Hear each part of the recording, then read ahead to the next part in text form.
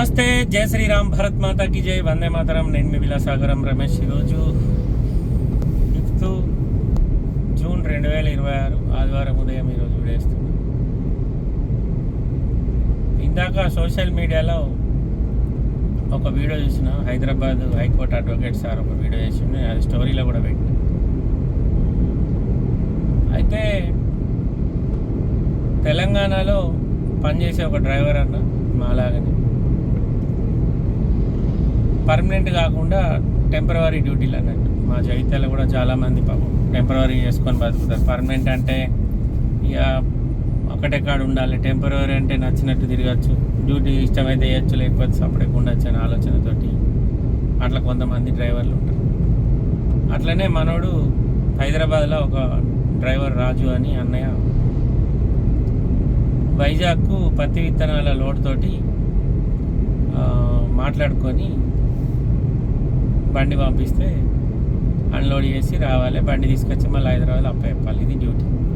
ఇప్పుడు టెంపరరీ డ్రైవర్లు అంటే బండి ఎక్కేటప్పుడు బండిలో కనీసం వీల్ పాన జాకరాడు ఉందో కూడా చూసుకోరు. ఇది ఏ డ్రైవర్ అన్నా కూడా తప్పు అనుకోవద్దు, ఇది వాస్తవం. నా దగ్గర కూడా టెంపరరీ డ్రైవర్లు ఢిల్లీ నుంచి పనులు చేస్తూ ఉంటారు.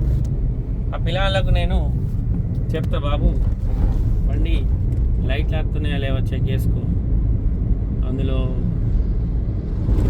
వీల్ పాన జాకరాడు చెక్ చేసుకో, జాకీ చెక్ చేసుకో, టైర్ పంక్చర్ అయిందా లేదా స్టెప్ని చెక్ చేసుకో అన్నీ చెప్తా. మనోళ్ళు ఆగమాగంలా టకటక అన్నీ ఓపెన్ చేస్తారు, చూస్తారు, వెళ్ళిపోతారు. కానీ ముంగట ఎక్కడన్నా టైర్ పంక్చర్ అయినప్పుడు అప్పుడు వీల్ పాన జాకరాడు అది బయటకు తీసుకొని ఆ పాన తీసుకుపోయి ఆ వీల్కి పెడితే, ఆ బోల్ట్ ఏదైతే ఉంటుందో అక్కడ పెడితే ఈ పాన దానికి రాదు. ఇట్లా మా డ్రైవర్లకు ఇప్పటికి 3-4 సార్లు అయింది. మన ప్లస్ పాయింట్ ఏంటంటే మన ఎంబడి 2-3 బండ్లు ఒకటేసారి పంపిస్తాం కాబట్టి సేమ్ కంపెనీ బండి అయితే వేరే దాని పాన దిక్కొస్తుంది, ఇబ్బంది లేదు. అట్లా ఇబ్బంది లేకుండా వచ్చినాం. ఇక్కడికి వచ్చినాక వేరే పాన కొనిచ్చినాం, అయిపోయింది. కానీ ఇప్పుడున్న జనరేషన్ డ్రైవర్లు ఎవరైనా తప్పుగా అనుకోకూడదు, ఇది వాస్తవం. మీరు ఏదైనా బండి మీద టెంపరరీ పోయేటప్పుడు మీరు సార్ ఎప్పుడు పోవాలి, ఎప్పుడు రావాలి, ఎంత ఇస్తారు, ఈ 3 అడుగుతారు. ఫస్ట్ ఏం బండి మీద నడపాలని అడగరు, ఏం పని మీద పోతున్నామో అడగరు. మళ్ళా మనకి ఎంతసేపు పోయినామా, వచ్చినామా, పడుకున్నామా, తెల్లారిందా, ఇట్లా ఇంత డబ్బులు వచ్చినాయా లేవో చూస్తాం తప్ప అవతల వ్యక్తి మనని దేనికోసం వాడుతుండనేది మనకు ఆ నాలెడ్జ్ ఉండదు. ఇది ఎందుకు చెప్తున్నా అంటే, ఇందాక అడ్వకేట్ సాబ్ చెప్పిన లెక్క ప్రకారం పత్తి విత్తనాలతోటి పోయిన DCM వ్యాన్ల ఆంధ్రప్రదేశ్లో చెక్కింగ్ చేస్తే చుట్టూ పత్తి విత్తనాలు ఉండి మధ్యలో 1 క్వింటాల్ గంజాయి ఉందండి. అప్పుడు ఏమవుతుంది, నువ్వు టెంపరరీ డ్రైవర్, పర్మనెంట్ కాదు. ఒకవేళ నువ్వు పర్మనెంట్ డ్రైవర్ అయితే ఓనర్ కూడా ఇందులో ఇన్వాల్వ్ అవుతాడు, ఓనర్ కూడా ఇన్వాల్వ్మెంట్ ఉందని చెప్పచ్చు. నువ్వు టెంపరరీ డ్రైవర్ కాబట్టి ఓనర్ ఏం చేస్తాడంటే, సార్ ఆ డ్రైవర్ టెంపరరీ డ్రైవరు మా దగ్గర రెగ్యులర్గా పనిచేయడు, కావాలంటే మీరు అతన్ని అడగండి, అతను టెంపరరీ డ్యూటీ ఇస్తే బండి తీసుకొని పోయిండు, నేను అలా పెట్టిన పత్తి గింజలే.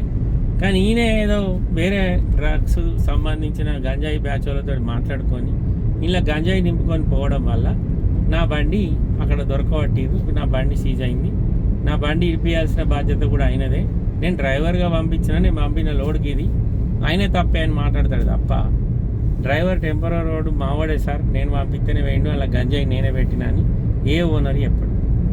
అందుకే నేను ఢిల్లీ నుంచి ఏదైనా బండ్లు మన తెలంగాణకు వచ్చేటప్పుడు మన వాళ్ళని ఎక్కించి పంపిస్తే క్లియర్గా చెప్తా, బాస్ బ్యాగులన్నీ ఓపెన్ చేయరు, నాకు మీరు రూపాయి ఇవ్వకూడదు, నాకు మీ పైసలు, కానీ మీ దగ్గర ఏమున్నాయి ఏం లేవు నాకు తెలవాలి. అన్ని బ్యాగులన్నీ తీసి చెక్ చేసి ఏం లేకపోతేనే బండ్లో కూర్చున్నట్టు పంపిస్తాం. లేకపోతే మీరు మందు బాటిల్ తీసుకొచ్చినా, మీరు గంజాయి తీసుకొచ్చినా, ఇంకేమైనా తీసుకొచ్చినా మీరు మంచిగానే ఉంటారు. ఆ బ్యాగ్ పోలీసు వాళ్ళు చెక్ చేసినప్పుడు మీరు ఏం చెప్తారు, సార్ బ్యాగ్ నాది కాదు, నేను ఏదో రమ్మంటే ఈ కార్లో పోతున్నా, అసలు ఈ కారు కూడా నాకు సంబంధం లేదు, ఆడు ప్యాసింజర్ కొడుతున్నా, డ్రైవర్ మీద నూకెత్తాడు. డ్రైవర్ ఏం చేస్తాడు, పాపం నాకు ఫోన్ చేస్తాడు, నన్ను నమ్మి ఎక్కడి నుంచో ఒక మనిషి 10 లక్షలు పంపిండి, ఆ కార్లో మీరు పలానా ఐటమ్ తీసుకొస్తే కారు పోతుంది, డ్రైవర్ పోతాడు, మేము పోతాం, మీరు క్షేమంగా ఇంటికి పోతాం. అందుకే మీరు ఎవరి దగ్గర డ్రైవర్గా టెంపరరీగా పనిచేస్తే కొంచెమన్నా బాధ్యతగా వేయదు, మీ మంచి కోసం.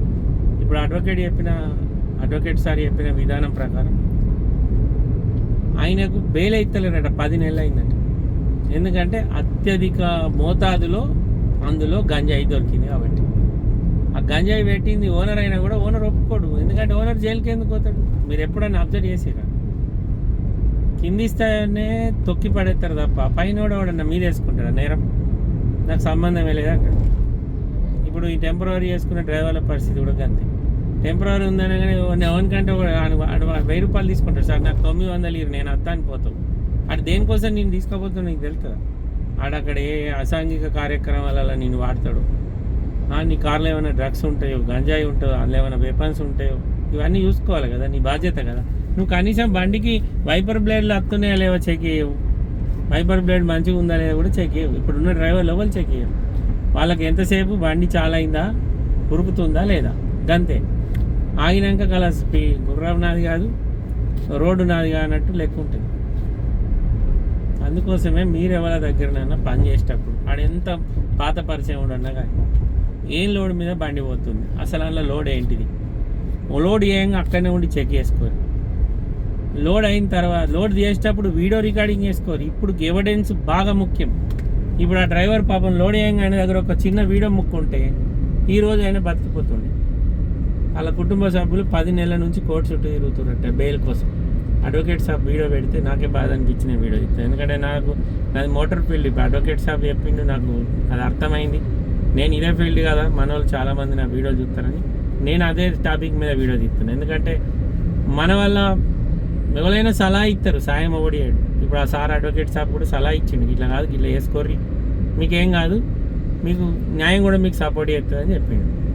అదే మీరు గంగలవాడి సాబ్ రీసెంట్ కేసులు వస్తే నాకు 10 రూపాయలు వస్తాయని అడ్వకేట్ మాట్లాడలేదు. ఇట్లాంటి కేసులలో ఇరకకుర్రి. ఎందుకంటే టెంపరరీ చేసుకునే వాళ్ళు అంటే ఏం లేని వాళ్ళే. పర్మనెంట్ జాబ్ దొరికిందనుకో అది సెక్యూరిటీ సేఫ్, టెంపరరీ సెక్యూరిటీ కాదు. టెంపరరీలో ఏముండదు. టెంపరరీ అంటేనే ఇక అది వేరే భాషలో మాట్లాడితే మంచిగా ఉండదు, తప్పు. కానీ టెంపరరీ డ్రైవర్ పని కంటే పర్మనెంట్ చేయరు. ఇప్పుడు అదే ఆయన డ్రైవర్ పర్మనెంట్ వాడు అయితే ఆయన డ్రైవర్ ఓనర్ని అడుగుతుండే, ఎక్కడ లోడ్ అయిందో అక్కడికి తీసుకుపోతుండే వాళ్ళని, పోలీసు వాళ్ళని. ఇప్పుడు ఆయన ఇరుక్కపోయింది అలా. ఇప్పుడు ఆయన ఎంత మొత్తుకున్నా నాకు సంబంధం లేదు సార్, అది నేను రమ్మంటే డ్రైవర్గా వచ్చినంటే కూడా ఎవరు పోలీసు వాళ్ళు వినరు. ఫస్ట్ ప్రూవ్ అయితే టైం పడుతుంది. అప్పటికి మన సగం జీవితం సగం అనిపిస్తుంది కోర్టు చుట్టూ తిరిగితే. అందుకే డ్రైవర్ అన్నలు దయచేసి ఎవరి బండి మీద పోతే ప్రాపర్గా క్లియర్గా చెక్ చేసుకొని డ్యూటీ అయ్యి, లేకపోతే ఉట్టిగా మీ లైఫ్ మీ సమయం 2 వీక్తాయి. ఒక్కసారి ఏదైనా కేసులు ఇరికినామంటే బయట పడడానికి కొన్ని సంవత్సరాల టైం పడుతుంది. అందుకే ఆ అడ్వకేట్ సాబ్ చేసిన వీడియో నచ్చి నేను మళ్ళీ దాని మీద వీడియో చేస్తున్నాను. నేనేమన్నా తప్పు మాట్లాడితే సారీ సార్. నమస్తే, జై శ్రీరామ్.